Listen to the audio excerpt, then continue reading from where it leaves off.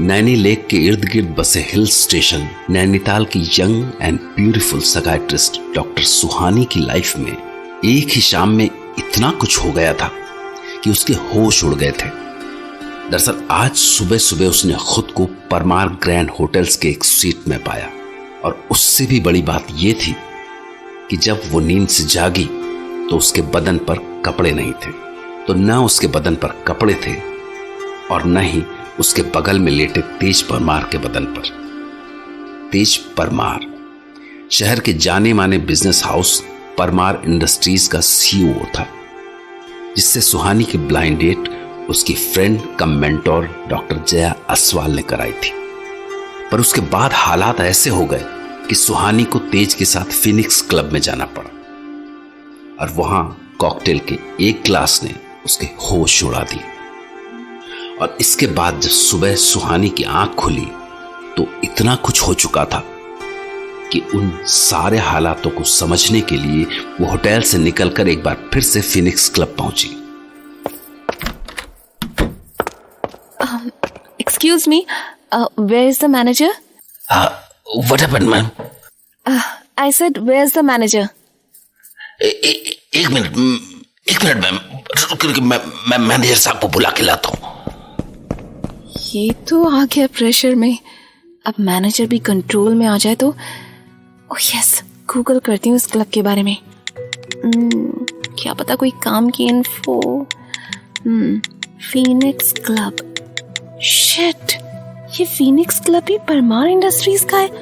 मतलब तेज मुझे जहां जहां ले गया सबका ओनर वही था। यस मैम, कहिए, मैं ही यहाँ का मैनेजर हूँ। ये क्या चल रहा है आपके क्लब में? क्यों मैम, क्या हुआ? कल रात यहाँ किसी ने मेरा पर्स चुरा लिया। Oh really? कैसे? तो आपको उसी वक्त बताना चाहिए था मुझे। मैंने पता किया था, but you were not there in your cabin. I was not in my cabin? How come? I mean... आप अपनी ड्यूटी पर नहीं थे। इस बात का सबूत आपको चाहिए या क्लब के ओनर को भेजूं कि आप अपनी ड्यूटी पर नहीं थे? नो मैम, आप मुझे बताइए, मैं क्या कर सकता हूँ? I'll try my best. मुझे सीसीटीवी फुटेज देखनी है। सीसीटीवी? सॉरी मैम, उसके लिए तो पुलिस परमिशन। तो एफआईआर कर देती हूँ, बाकी का काम तो पुलिस खुद कर लेगी। No, please ma'am, please police को इन्वॉल्व मत कीजिए इस सब में। आप समझते क्यों नहीं मैम? क्लब की बदनामी होगी और सारी मुसीबत मुझ पे आ जाएगी। तो फिर दिखा दीजिए footage. Try to understand ma'am, मैं फंस जाऊंगा। ओनर को पता चलेगा कि मैंने आपको सीसीटीवी फुटेज दिखाई तो वो। पर अगर मुझे मेरा वो पर्स नहीं मिला ना तो आप और ज्यादा फंस जाएंगे। मैं समझा नहीं मैम। आपको याद है ना कि मैं आपके ओनर के साथ आई थी यहाँ? ओनर के साथ? Yes, I think I remember. You came with mister Parmar. तो मेरे पर्स में मिस्टर तेज के ही पेपर्स थे। दैट्स व्हाई आई सेड कि अगर वो पर्स मुझे नहीं मिला तो आप सचमुच प्रॉब्लम में आ जाएंगे। सोच क्या रहे हैं? वो फुटेज मुझे आप खुद दिखाएंगे या मैं तेज को कॉल लगाऊं? नो मैम, आइए, come with me. I show you. चलिए, किधर चलना है? जी, ये आप प्लीज मुझे ध्यान दिलाएंगे कि किस हॉल में आप लोग? स्टेयर से चढ़ के राइट जाते हैं ना? Yes, southern hall. आइए, मेरे दिमाग को भी क्या हो गया है, बॉस हमेशा उसी हॉल में तो पार्टीज करते हैं।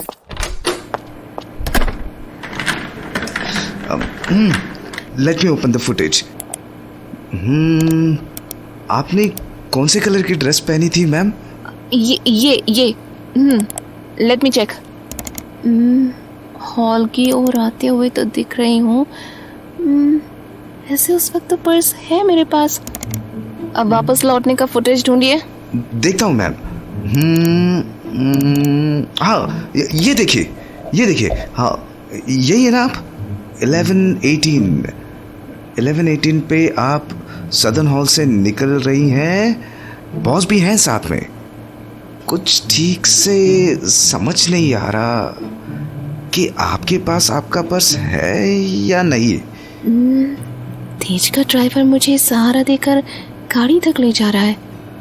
तेज ने तो जर्मोफोबिया की वजह से हाथ भी नहीं लगाया मुझे। शिट, ये मैनेजर भी क्या सोच रहा होगा मेरे बारे में। क्लब से घर लौटते समय सुहानी उस सब के बारे में सोचती रही जो पिछली रात उसके साथ हुआ होगा, और फिर घर से फ्रेश होकर जब वो 11 बजे अपने हॉस्पिटल की ड्यूटी पर पहुंची तो जया मैम का मेल आया हुआ था। तेज के बारे में है। सिंपल रिसर्च, मतलब तेज की बैकग्राउंड वगैरह। Ultra rich business family. Family में ज्यादा लोग नहीं है।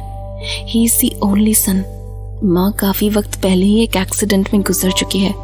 मतलब तेज के घर में तेज, उसके ग्रैंड पेरेंट्स, डैड और डैड के भाई ही हैं। पर एक बात बड़ी अजीब सी लग रही है।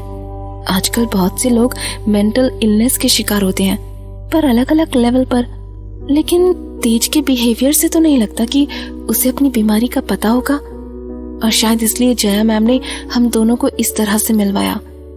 पर कहीं तेज ब्लाइंड डेट का नाटक तो नहीं कर रहा था? मींस कहीं वो मेरी बेइज्जती करके मुझे ट्रीटमेंट छोड़ने पर मजबूर करना चाहता हो? But it was very childish, क्योंकि तेज लगता तो काफी समझदार है, पर उसके तरीके इतने बचकाने थे कि इतना बड़ा बिजनेसमैन होकर ये सारी हरकतें उसकी पर्सनालिटी से मैच नहीं करती।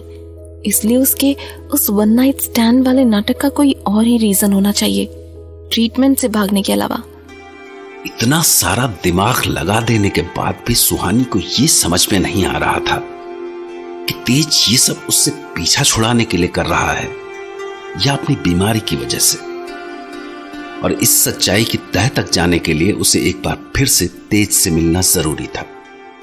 दरअसल सुहानी की जो एज थी उसके हिसाब से उसके लगभग सारे फ्रेंड्स की शादियां हो चुकी थी, तो जो कुछ गिने चुने हुए अनमैरिड फ्रेंड्स बचे थे उनमें से एक थी अवनी, और आज शाम उसी अवनी की शादी थी। तो जब दिन भर का काम निपटाने के बाद सुहानी देर शाम शादी में पहुंची तो अवनी और उसका दूल्हा स्टेज पर थे, और अवनी बेसब्री से सुहानी का इंतजार कर रही थी। सुहानी ने एंट्रेंस गेट से ही अवनी को देख लिया और वो उसे एक टाइट हक देने के लिए उसकी ओर बढ़ी। Hey Avani, congrats sweetheart. No, don't even touch me. क्यों? तुझे छू लूंगी तो तेरे दूल्हे राजा नाराज हो जाएंगे क्या? बकवास मत करो के। You my best friend bro, और तू ही इतनी देर से आई है कि देख कुछ गेस्ट तो जाने भी लगे। यार तू तो जानती है ना, हमारा प्रोफेशन ही ऐसा है। फंस गई थी। तो क्या तू साली अपनी सुहागरात में भी लेट पहुंचेगी? मेरी सुहागरात की चिंता छोड़, अभी तो अपनी खैर मना। देख रही है ना अपने दूल्हे को, कैसा रेस्टलेस हो रखा है। तू ना साली, खुद से होती नहीं शादी, कोई और कर ले तो रेस्टलेसनेस दिखने लगता है तुझे। खुद की भी शादी करेगी या सारी जिंदगी बॉयफ्रेंड से ही काम चलाती रहेगी? क्या बात कर रही है यार, कभी देखा है मेरा कोई बॉयफ्रेंड? तो पेशेंस से ही काम चला रही है क्या? हाँ, पागल है क्या? तेरे दिमाग में इतना सेक्स घुसा रहता है तो इतनी देर से क्यों शादी की तूने? मैं तो शादी करना ही नहीं चाहती थी, वो तो शादी करके मैंने तेरे रास्ते का पत्थर हटाया है। और देखना, तेरा दूल्हा तुझे आज ही मिलेगा, यही इन्हीं गेस्ट के बीच।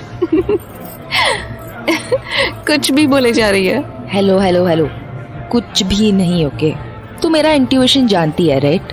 अगर मुझे लग रहा है कि आज तू उससे टकराएगी तो समझ ले कि पक्का टकराएगी।